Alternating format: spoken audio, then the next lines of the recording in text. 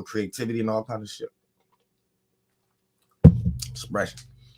But yeah, you know what I'm saying? The world going crazy right now. You know what I'm saying? We got people I don't understand why people be jumping on these weird waves and stuff like that. We got these weird Israelite wave going on right now, and then they like celebrating like this is something like not dumb. Like all of it is dumb. I don't even understand why people give energy to so much that the shadow government present to us and stuff like that. Like, why do people read books and feel the necessary need to like promote these things? That's how I look at it. Like I'm just not indoctrinated then. That's probably what it is.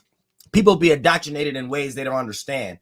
Like people's living conditions is what allow a person to be indoctrinated. So a lot of times this show living condition and geographical location, you don't have to be a Christian, but the living condition is set up in a Christian formation. So you see everything that way.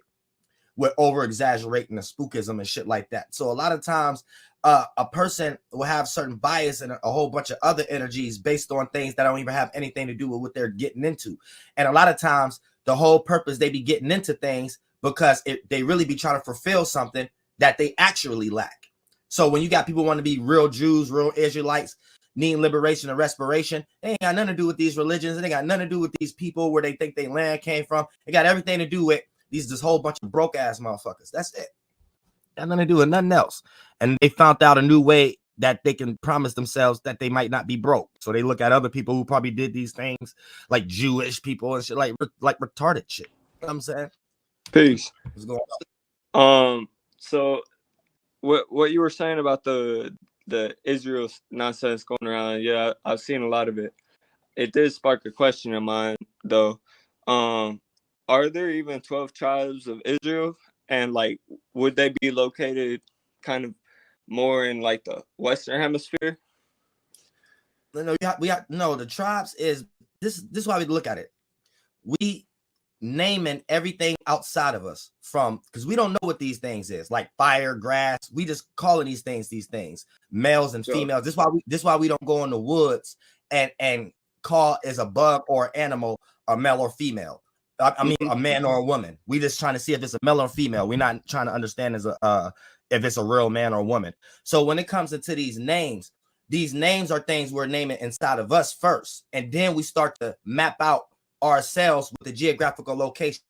So Africa, like the Eastern continents, they was referring that to our head, right? So when we first started calling things Israel or Egypt or Kemet, we was basically talking about our head.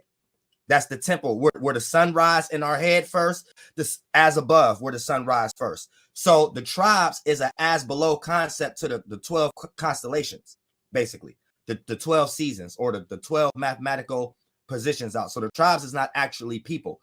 Okay. The tribe corresponding to parts of our body. Go ahead.